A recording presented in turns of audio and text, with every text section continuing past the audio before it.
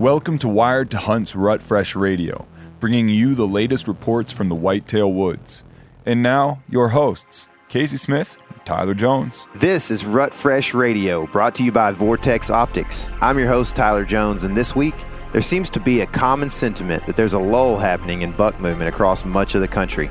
Does the October lull actually exist? I'll let you make your own decisions.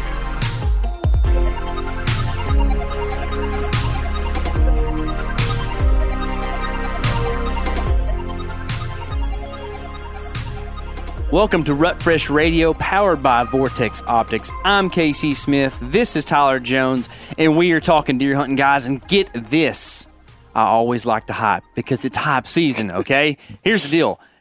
Whatever today is, whatever day you're listening to this, man, it gets better tomorrow, and better the next day, and better the next day. It just keeps getting better from here on out, man, unless for you're quite Alabama. a while. That's right. If you're Alabama, it don't get better for a while. That's You right. have to win Or the SEC. Mississippi or any of them. The good thing about those states down there, man, is like pretty much just the bowl appearances actually interfere with the rut, you know, because it's so late. That was what I was regarding to, you Yeah. know, their with the Alabama loss. It was very unfortunate for them. That's right. Their family. But yeah, those January ruts are nice, but in most of the country, you're right. Like every day, it's getting better. It is, man. We've been talking to people from all over the country, and the further north you go, the kind of more consistent this gets. I do believe we're actually fixing to head up on another little swing up through the North Country to go chase some big old bucks. But it's still that way here in Texas, where we got some cameras out hunting some Texas public land right now, and kind of targeting these cold fronts that are moving across the country. And that's going to be probably a pretty big theme from what we hear guys talk about. You know, depending on your opinion of deer movement, I know that there's studies out there that bucks don't move anymore, and for any other reason. Like, I mean, honestly, if you listen to all the studies, they're going to say that deer movement is a monotony and it never changes.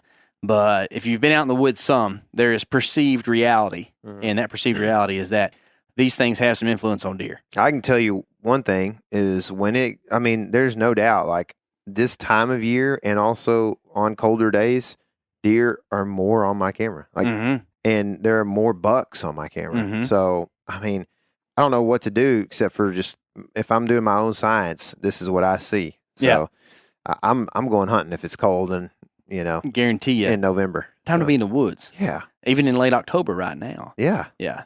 Guys, if you haven't, by the way, if you like big bucks and you don't cannot lie about it, you should go check out just the breathtaking situation with Oklahoma buck that I killed last year. I just got a text message from the guy who's doing my Euro for me, and he said, man, I think this buck might be older than what we aged him on his bottom jaw, because he's like, his teeth are falling out. He also had, he said, more bot flies than any other deer he's ever seen. Really? Yeah. I didn't show you the picture because you're not into that kind of thing. I've seen one. That's all I need to see. It was gross. But he had like an abscess. His teeth are falling out, like he's digging them out of the bottom of the bucket and stuff. This old buck, man. Was he bobbing for him? I think so. Yeah, it's that that's time what of I year. would have done for sure. I love bobbing for deer teeth. He was cool, man. And I'm ready to get that head back because what a just epic thing for us. It kind of cemented the buck truck. Yeah. You know, as am I using that word right, by the way? Cemented? That's a thing, right? Yeah. I said that to our friend Mark Kenyon the other day, and he didn't have anything too much to say about it. So you never know if he's just being Mark, and he's like assuming you use words the right way, or if he's just like, oh, this guy's dumb. He's from Texas. But anyways, that deer, after I shot him, just some pretty dramatic things happened. That just were, I don't know, kind of unexplainable. Yeah, but I think we talked about it a little bit on this same show last week. We do a lot of podcasts, and so between the Element podcast and this podcast, we kind of get confused on what we talked about sometimes. That's right. But I think we did talk about it. And, I saw another comment on the video about this, and you mentioned it, but like when what happens to the deer is not a funny thing, but we were like about near holding our breath for 30 minutes. And what came out was this joy of watching a deer fall because it's a quick ethical kill, right? And this whole, like, I can't believe it just happened. We had success. We got the shot we wanted. It was super lethal. and all this stuff. But what ends up happening to that deer is not like a funny thing. It actually is hard for me to watch, and it's the reason we didn't put it in the slow motion replay. But we do laugh because it's you and me. We laugh a lot, and we had a good time. So if you've watched it and it was distasteful, we would probably apologize that it came off that way. We didn't intend it that way at all. We actually both highly respect and value all kinds of animals, probably more animals than most of you listeners. I can say that especially about KC because this dude knows every bird under the sun just about. You're a birder pretty much. Yeah, so. and the ones at night too. Yeah. Night jars. Those are actually, Yep. you were talking about one of the most sorry, Mark, again, where, we're not grouping here. Yeah. So I apologize. It's but basically the same thing as there's red-tailed like hawk. 27 different species of night jars. When they're all kind of grouped into that like nighthawk, night jar type thing, right? Yeah. But anyway, we just nerded out real quick. Let me ask you this, whippoorwill. It's a night jar. That's what I was thinking. Okay, just making sure it's the same thing. Yeah. And we actually, what we call whippoorwills here are usually Chuck Widow's wheels, but we just... A lot harder to say. Yeah, and doesn't sound near as cool. It's like we already got plenty of syllables in the word whippoorwill. That's right. Longer than the song, Chuck Widow's wheel. It doesn't come out near as easy, does it? I mean, that's pretty close, actually. Yeah. We might, maybe it's probably somebody check that, fact check that. Maybe the same amount of syllables. I used to keep up with things on the calendar some, and I learned that from Pop, my granddad. He would always write down the first whippoorwill he heard in the spring. It was always like late March, early April, something like that. Yeah. And I think that I should start doing it with deer a little more often. Like the first scrape I see open up in Texas, I should keep up with that and see what that is, because that's what we're starting to see around here right now. Got some cameras running, going to be doing some hunting this week on the cold front. But I'm kind of thinking and concerned, and just for a little hunting banter here, as a lot of people are hunting and thinking about this. In fact, that's why they listen to this podcast. I do believe. London thinking. Are we in a weird time period in the mid-October stages where mature bucks actually aren't hitting the scrapes yet? And it's the young bucks kind of getting out there, getting feisty and taking care of that stuff. And should I be concentrating on the bedding specific stuff still? Or with the cold front, with the rain coming through, are there going to be big bucks on their feet doing that even in the teens of October? Because I affectionately call the 22nd through the 28th scrape week is kind of, a thing that a lot of us kind of talk about, but as we lead up to that, is it foolish to hunt the scrapes? I would say, if you're asking me, I would say that is this kind of a theory you're developing as you watch these cameras that we just put out? Yeah. Okay. So I'd say you're on the right track. I would say, personally, I think that, I like to, and this is all coming to me right now as I'm thinking about it. Cause without thinking about it too much, I would say, oh yeah, it's coming. Scrapes are going to be hitting, but I think you might be onto something. I think that when I think back to, I killed a deer on a scrape on October 23rd on some public in Illinois, a big deer, mature buck. I watched the trail cam footage of this yesterday. Yeah. So he shows up on a cold front on the 16th, which is today or this week or whatever, essentially when we're recording this thing. And, that is the first time he shows up, but shows up at night. It's 11:50 or something like that. So, and then the next cold front that runs through, it's on the 23rd. He shows up that evening and I shoot him at the scrape. So, my thoughts are that what you're going to end up doing potentially here on some of this pub around here or wherever you end up hunting is having, we saw where last night weather came in and we saw the night before there was nothing. And then last night there was like what we assume are 3-year-old bucks kind of. And I think you may end up even seeing a decent buck. But I think that it's still like a week away from those deer actually doing daylight things around that. I think they're going to be exploring, but it's going to be nighttime movement majority. But this is a major, major cold front. So I don't know. The colder the weather, I feel like the more willing those deer are to move. But all in all, like when I think about even the private here that I'm hunting, those deer, I'm not seeing bucks show up till literally the 29th of October at least. Yeah. So that is my house too. I'm just kind of thinking that, my strategy in my mind has been, let's go hunt these scrapes. But now I'm thinking, I should go back to kind of what we did in South Dakota, where we hunt that transitional stuff between food and bedding in the mornings, and that be your best bet to have one on their feet. I think so too. I think it's a good idea. I know it kind of steps on all the stuff y'all did the other day. Well, I'm glad we went and hung those cameras and kind of explored and learned things. The food's there. Acorns are dropping. Overcups in particular is like, it's the thing. But there's enough of them that it spreads them out. And also, being creek bottoms in East Texas,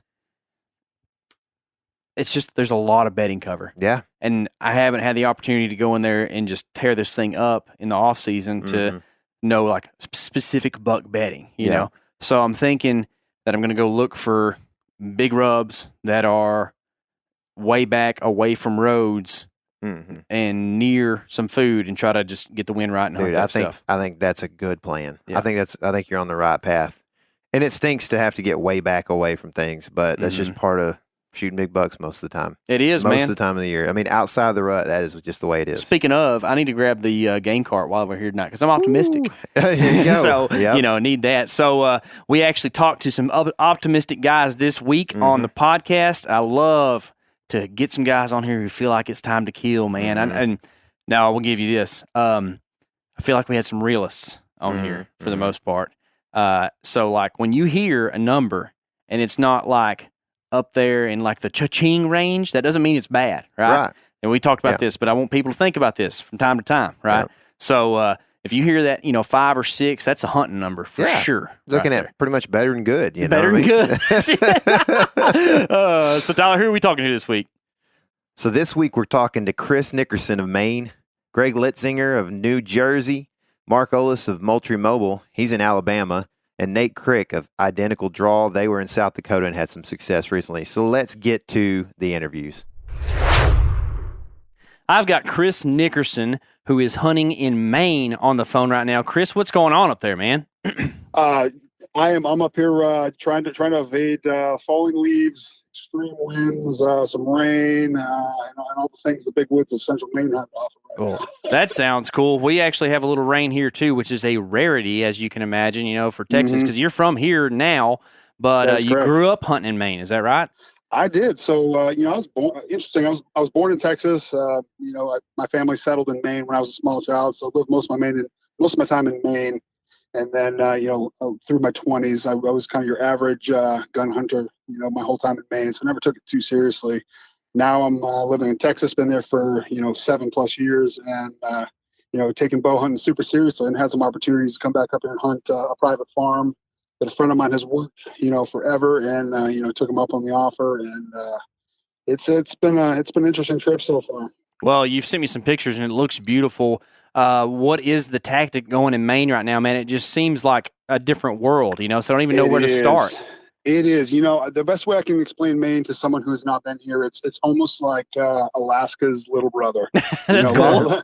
A lot of the traits of Maine are very similar to Alaska, just not as quite on as steroids as Alaska. A lot of cedar swamps, mossy bottoms, and then it can transition into hardwood flats almost instantly. So there's a lot of diversity.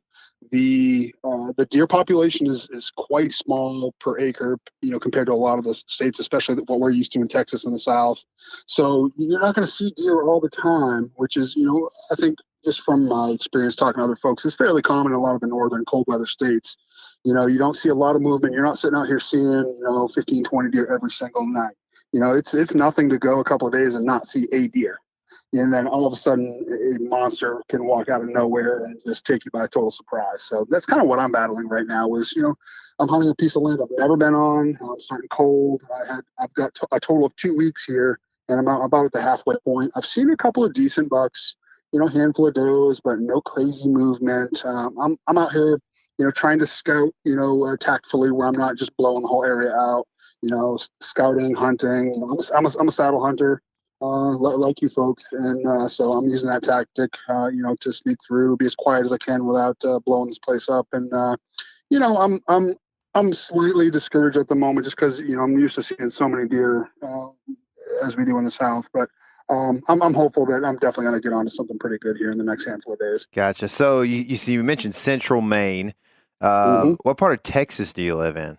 So I currently live in the sticks of Texas. Closest city to me is Austin, about an hour. I'm about an hour east of Austin. Y'all got a lot of deer down there, for sure. We do, for sure. Yeah, so like I was just wondering, because you mentioned Central Maine, and if you put, Correct. if you said Central Texas, then you could fit all of Maine in that. And so I wonder if like Central Maine, why you mentioned that, is there something particular there, habitat wise or deer wise, or what's the dynamic there that you mentioned that for?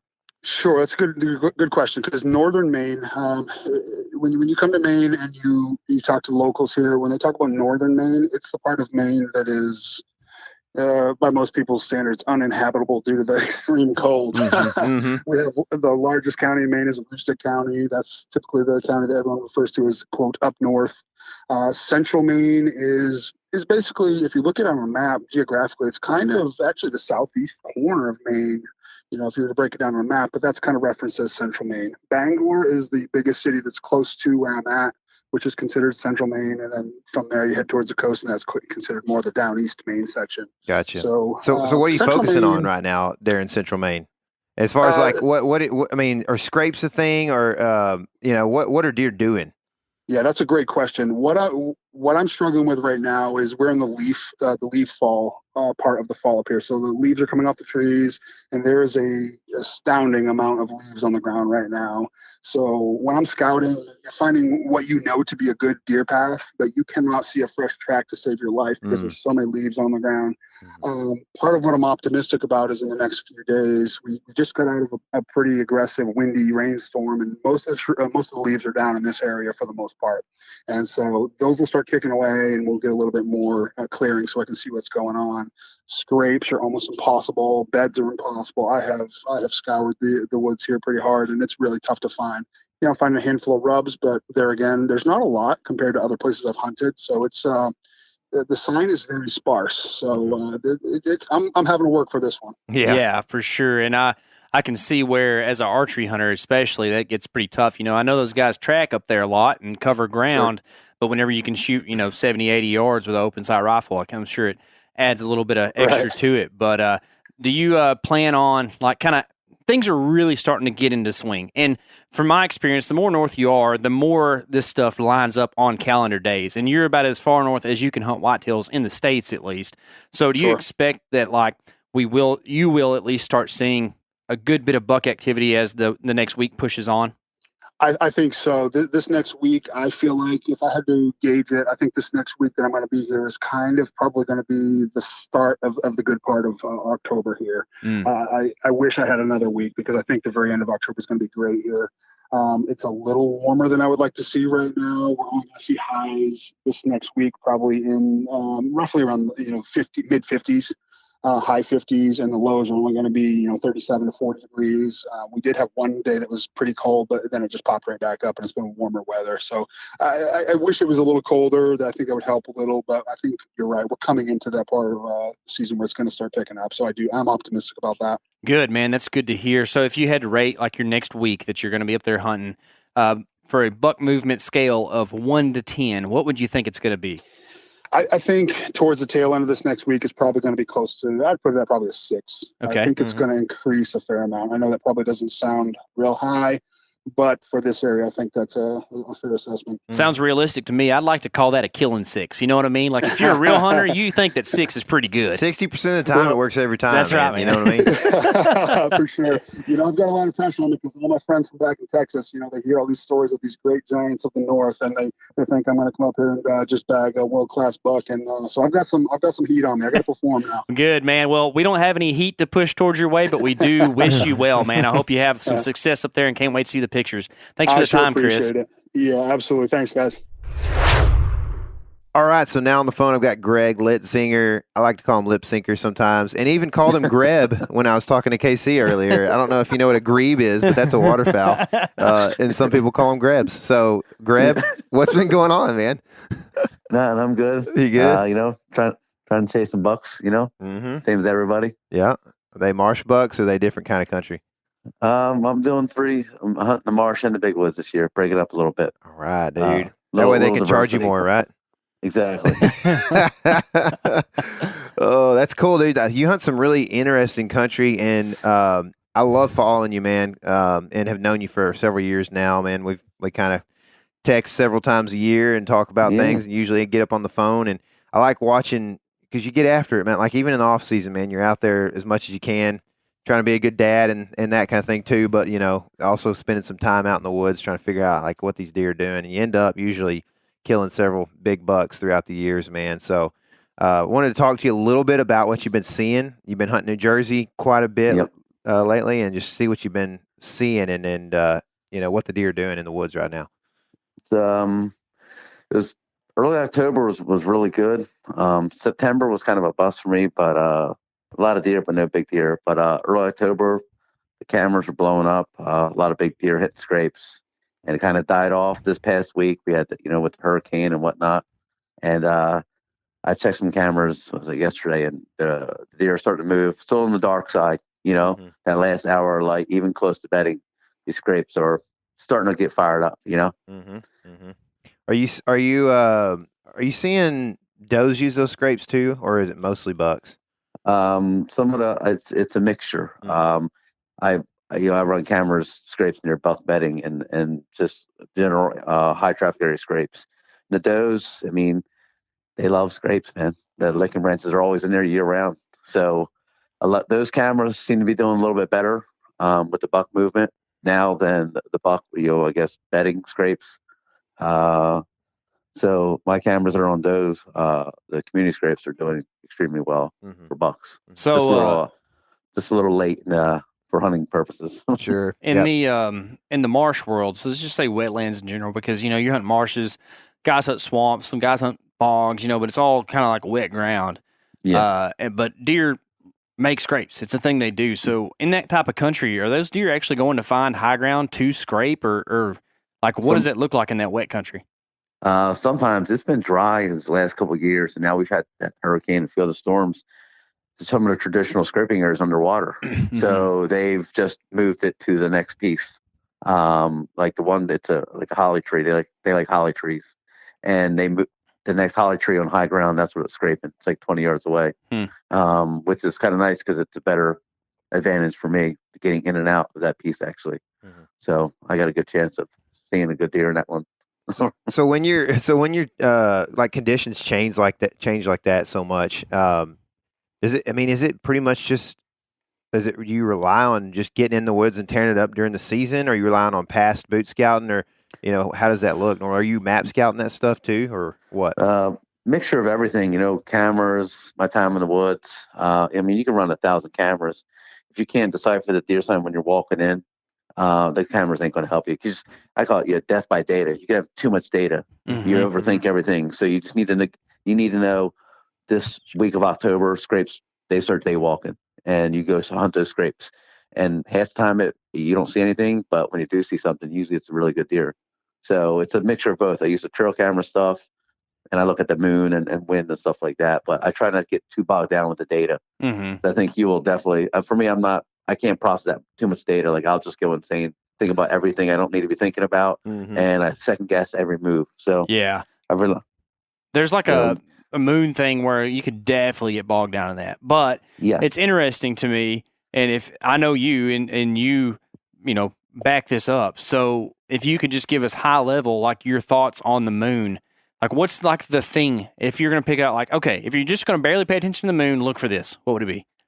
It's first light, last light, middle of October seems to be like the 15th through the 25th.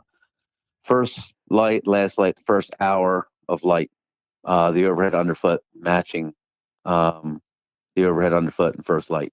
Gotcha. So you're syncing that up. Yeah. So you want the sun to be like 90 degrees from the moon, pretty much. If you can do that. Yeah. Gotcha. Yeah. Directly overhead, directly underfoot. And I've had success, the early AM, like 7 a.m. If you get those things to match up, first light, first hour. So overhead or underfoot. I seem to get deer coming back to bed later, bigger deer. Yeah. And I don't I'm not biologist, and it's been debunked 100 times, but I know a lot of my deer have been killed on those mornings hunting beds close to bedding. Well, so it's like, well, I'm going to go with what works for me. Yeah. Well, you mentioned a time period that is coming up to be that. So if you're looking forward as to what you think the next week will be in the deer woods for buck movement, what would you think that's going to look like? I think it's been a slow start here in Jersey, as in my buddy in Delaware says the same thing. Scrape's kind of hot and kind of died off, and usually when it happens, we get around the 18th of October, it's going to just really, it's going to be like a light switch. And like this week, I think Tuesday, Wednesday, we got some cold weather. So I think you're going to see a lot more daylight movement. These bucks finding out where the does are, finding out where the feet are, and those bucks that might not have been shown and you haven't seen are going to just pop up for a few days and be gone. So it's a good time to be in the woods. Good time to be in the woods. Yes, sir. So buck movement 1 to 10, if you had to rate it. Next week, I'm going to give it a 6. Oh, baby. Killing 6, man. That's good, man. I like it. 60% of the time, it works every time. That's right. All right, man. Well, thanks for doing this. Yeah, man.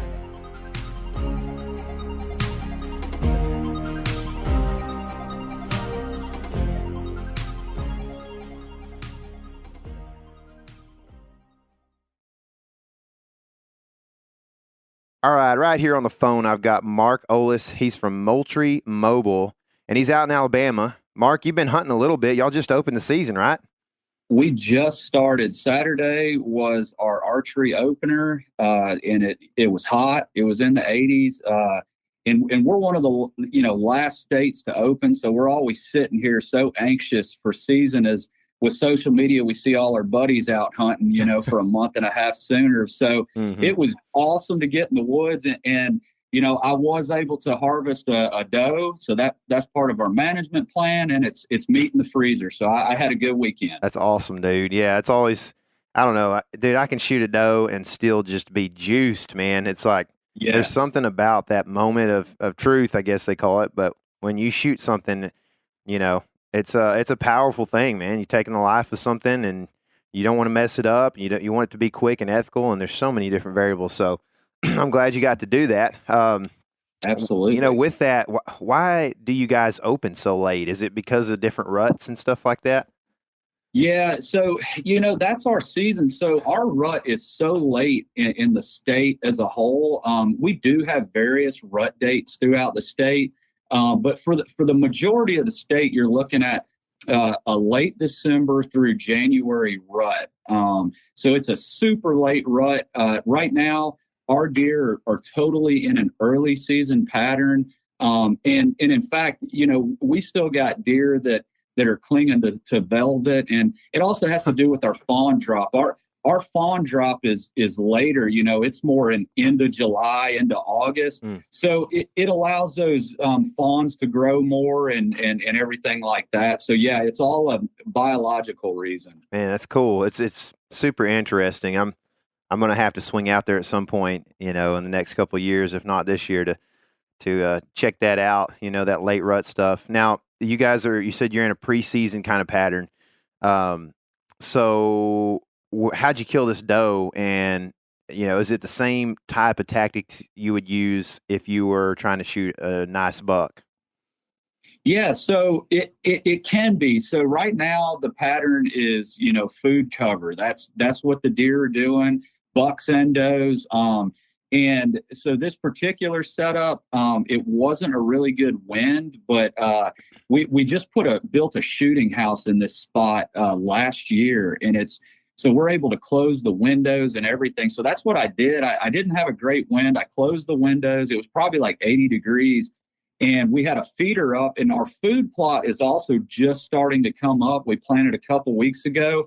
So they are starting to target and hit those food plot sources. But we had a feeder set up, and those deer came in, were coming to that feeder. They fed around a little bit, and I was able to open the window right before I needed to make the shot. So I didn't get my scent out there. So the whole plan worked well, even though it wasn't an ideal setup. Yeah. What kind of food you got in the food plot? So we've got a mixture we've got oats, we've got triticale, we've got some peas, we've got various clovers, we've got some radishes in there. And I mean, that stuff is all about 2 inches, 3 inches now coming up. I mean, it's that succulent new growth, and they are really mowing on it. Cool, man. So, being from Mulch Mobile, I imagine you've got a lot of cameras out. Are you seeing bucks in daylight right now? So what I'm seeing right now is kind of what you'd expect to see. It's the younger bucks. I'm seeing 1.5-year-old, 2.5-year-old bucks. They are on a heavy, very predictable pattern, hitting feeders, hitting food plots. They're out in the morning. They're out in the afternoon, plenty of daylight.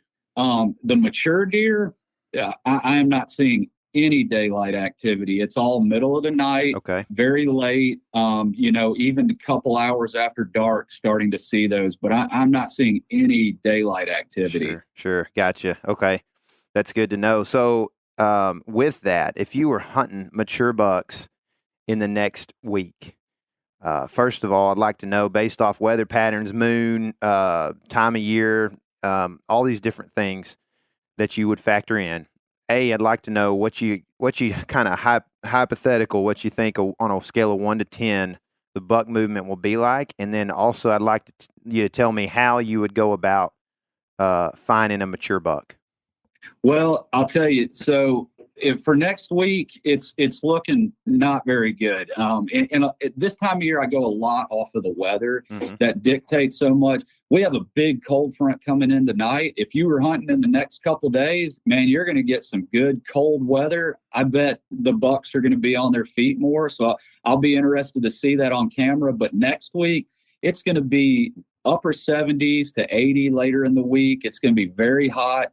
And to be perfectly honest, if you do have an area where there's a mature buck and it may be better to stay out of there and wait for better conditions, because there's a high probability of really boogering up a stand right now, and you don't want to bump that buck somewhere else. So I would tell guys in this area, be leery about your spot unless you can 100% sneak in, sneak out, and you've got the perfect wind. Otherwise, I just don't think the daylight movement is going to be very good on mature bucks in the next week. Sure. So those are wise words for one. Scale of 1 to 10, buck movement in the next week. Gosh, mature bucks. I mean, 3. I mean, I feel pretty low about mature buck movement next week, and it's because of the early season. We have no rut activity here at this time like the rest of the country, and it's going to be hot. Yeah. That's a good number. Realistic, man. We appreciate that. We appreciate you hopping on, giving us the rundown on Alabama. Maybe later this year in the December area when that rut kicks off, we might have to have you back on to talk about how those bucks are moving more on a 7 or 8 scale. So I appreciate you, Mark, and hope the best for you this season. Hey, thanks a lot. Same to you. We appreciate it. All right, now on the phone, we've got Nate Crick from Identical Draw. Dude, what's going on right now? You in the truck? I'm in the truck. I'm driving through the great state of Kansas. Man, it's starting to get real good. So Thomas and I are trying to spend as much time in the field as possible now. Cool. So, well, that's exciting. So starting to get real good. So I guess you've been all up in them lately, huh? Yeah. Oh, yeah. Yeah, we just got back from South Dakota last week and had a super successful hunt. One of our probably top 3 or top 5 public land hunts ever. Sweet. Which is saying a lot. Like, we were pretty covered up in deer, so it was awesome. Man, that's cool. You ended up, was it you or Tom that killed one? It was me. Yeah. Awesome, dude. It was me. Day 2. Yeah, we man, it was an awesome hunt. We in this one piece of public, we spotted like, I don't know, probably 5 or 6 shooters, and eventually in the evening I was able to sneak into range of 2 whitetails. One of them was a shooter, one of them was kind of young, and I was in this draw and made it happen. So it was an exciting hunt. That's awesome, dude. Congrats on that. And thank you. I'm interested in learning a little more about kind of what you were focused on. I know, at any time you can randomly see a deer and go, stalk up on him, but I'm sure you're in the area for a reason. What is that? Yeah. So basically the wind last week was insane. We were dealing with like gusts of like 40, 50 miles an hour, like insane. Like we were bow hunting in that. And like most of the time a lot of the terrain, like we couldn't even shoot in with our archery equipment. Yeah. It's a good way to shoot around corners, man. Yeah. What we were looking for was like hills and draws that would keep the deer out of the wind. So the wind was out of the west. And so we were looking for kind of those like east facing hills where we knew that they'd kind of be tucked in there, just like basically out of the wind, and deep draws. And that's exactly where we found the deer. So hunting in 40, 50 mile an hour winds, like sucks so bad. Mm-hmm. But man, if you can, like the deer are in like very, very predictable spots. Yeah. So yeah, we focused on those deep draws, and like literally every time we found like similar stuff like that, man, we were finding deer pretty fast. Man, that's a good point. You know, anytime there's some kind of like outrageous condition, it kind of like for instance, like here locally, we've got we're in a pretty bad drought, and so we got know one of the best bass lakes in the country locally, and technically there's a lot less places for these fish to hide. So for sure. And so that's kind of one of those things is like, you can actually be successful if you get out there and do it. Same thing on, fishing on windy days and stuff like that, like you're talking about with hunting. So that's pretty interesting. Now, if you were up there, like say in this next week, what would you be focused on? Just say the wind was out of the mix here. Yeah. I would be focused on some pretty similar things, but I'd honestly be doing a lot more. I don't know. We were doing a lot of, glassing and scouting that way, but I'd be doing probably a lot more boots in the ground and like fresh sign, which we do still quite a bit, but like, I mean, you're going to have bucks starting to get pretty amped up doing a lot of scrapes and stuff. And in this area we were hunting like a lot of the whitetail stuff. So I'd be looking for a lot of those, that sign kind of stuff. And then just expecting buck movement to increase and just for them to start moving like just a lot more in daylight and stuff. I would be just hunting more predictable draws in like travel areas where like those bucks are going to start to kind of be interested and like moving a lot more, and just those. It's not full on November rut, but I'd be like kind of starting to hone in on some of those travel routes. Sure, yeah, that makes sense. I got you. So, scale of 1 to 10, what do you assume buck movement's going to be like next week? Man, I would assume it's probably weather's like moderately good. Nothing like insane, but like I'd give it a 6 out of 10. All right. Like at least like it's over 50%. So like I would be like looking forward to hunting that again. I mean, right now actually we got some seriously like good cold weather, but I mean it's gonna be fine. Sometimes I feel like people give this time in October kind of a rough go, but man, it is one of my favorite times to get out in the woods. Yeah, so. Dude, that's good, man. We've had some very, very much realistic people on this podcast so far this week, and I appreciate that realism. I appreciate what you guys do, the messaging you guys do, what you attempt to do with helping people out who are maybe not as privileged as you guys. And man, keep going, man. Get after it this season. I hope the rut goes well for you, and we'll be talking to you soon. Yeah, thanks, Tyler. Appreciate it. Well, it would seem old Mark Kenyon believes in the October lull, according to a recent headline from an article on Wired to Hunt website. Tony's been writing some good articles over there as well about calling and hunting public land. On our end, you should see our dude Hunter Dickens get a shot at a South Dakota public land toad on our YouTube channel this week. So go and check all these out. This has been Rut Fresh. Keep it fresh, y'all.